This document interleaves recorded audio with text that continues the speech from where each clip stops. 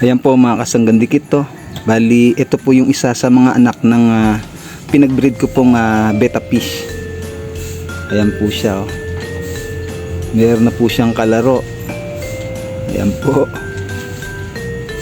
Nagtataka po ako kasi parang may malaking isda po na lumalangoy po dito sa pinaglagyan ko ng anak ng betta fish ko. Eh yun po nung nakita ko, ito nga oh. Meron na po siyang kasama. Meron na po siyang kalaro. Sana po hindi po ma-stress yung isda po natin. Gawa nga niyang mabait na yan no. Minsan parang hinahabol po siya, mabuti nakakalubog po siya. Sa unang pagbibreed ko po, bali nakabuhay naman po ako ng bali nasa 30 pieces po silang lahat. Bali yan po. Parang hinahabol na naman po siya. Ayan po.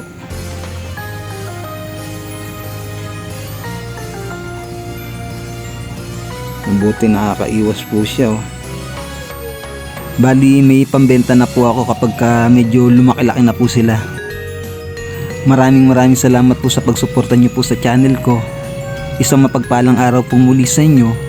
Lagi po kayong mag-iingat at mabuhay po kayo.